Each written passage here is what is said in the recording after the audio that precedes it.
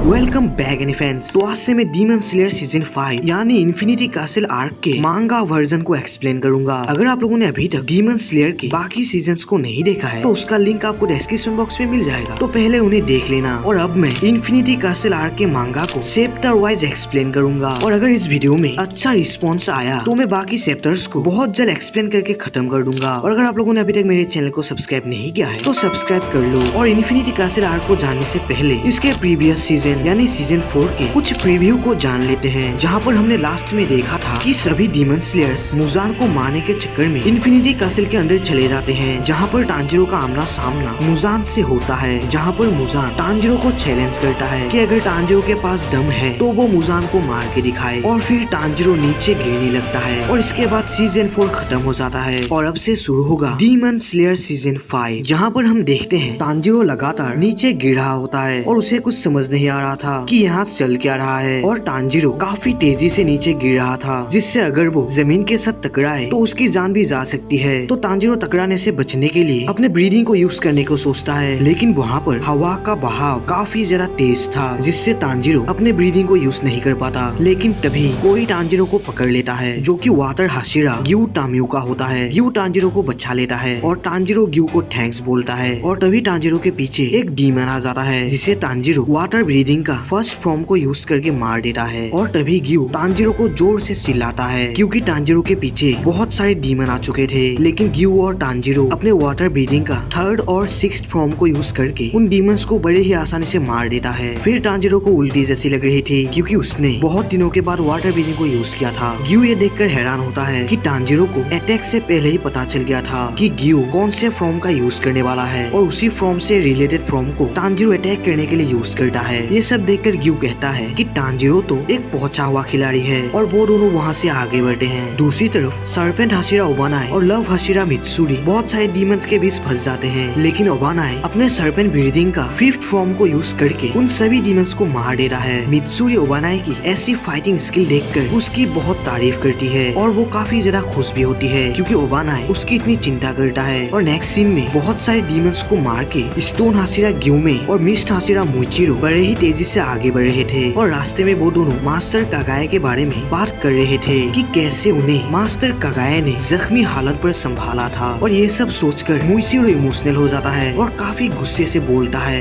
मैं कसम खाता हूँ मैं तुझे मार दूंगा और तुझे नर्क में भेज दूंगा। मुजान, तूने सिर्फ मेरे भाई को ही नहीं, हमारे मास्टर जो कि मेरे पिता जैसे थे, तूने उन्हें भी मुझसे ले लिया। और ये सब सुनकर ग्यूमे भी गुस्सा हो जाता है और मुइचिरो को साहस देता है। और दूसरी तरफ हम विंड हाशिरा सानेमी को देखते हैं, जो कि बिल्कुल शांति से एक जगह पर बैठा हुआ था। और सानेमी खुद को ही कोसने लगता है, क्योंकि वो मास्टर कागाए की जान नहीं बचा पाया। तभी वहाँ पर एक डीमन आ जाता है और सानेमी अपने जगह पर बैठे हुए ही उस डीमन को मार देता है। लेकिन तभी उसके सामने और भी बहुत सारे डीमन आ जाते हैं, और सानेमी गुस्से से कहता है कि ये डीमन तो एक के बाद एक बढ़ते ही जा रहे हैं। और हम सानेमी के फेस को देखते हैं, और वो इतना ज्यादा गुस्सा होता है कि उसके आंखों से आंसू निकलने लगते हैं। और सानेमी कहता है, आ जाओ, मैं तुम सबको एक बार में ही खत्म कर दूंगा। और दूसरी तरफ हम इनोस्के को देखते हैं, जो कि अपने स्वॉर्ड को निकालकर बहुत सारे डीमंस को मार देता है। इनोस्के को ये तक नहीं पता था कि वो आखिर पहुंच कहाँ गया और आगे उसके साथ क्या होगा। लेकिन इनोस्के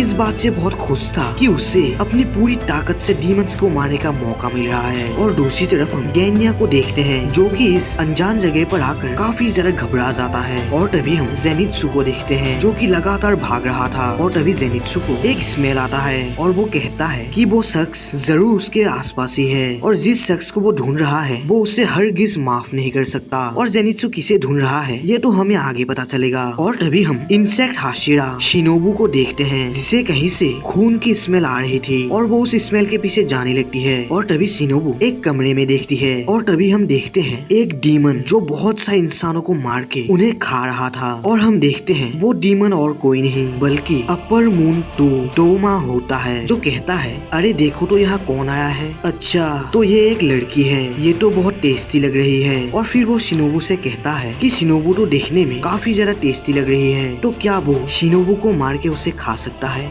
और चैप्टर 140 यहीं पर खत्म होता है। अगले चैप्टर के लिए मेरे चैनल को सब्सक्राइब करना मत भूलना, क्योंकि वो जल्दी ही आने वाला है। तो तब तक के लिए बाय।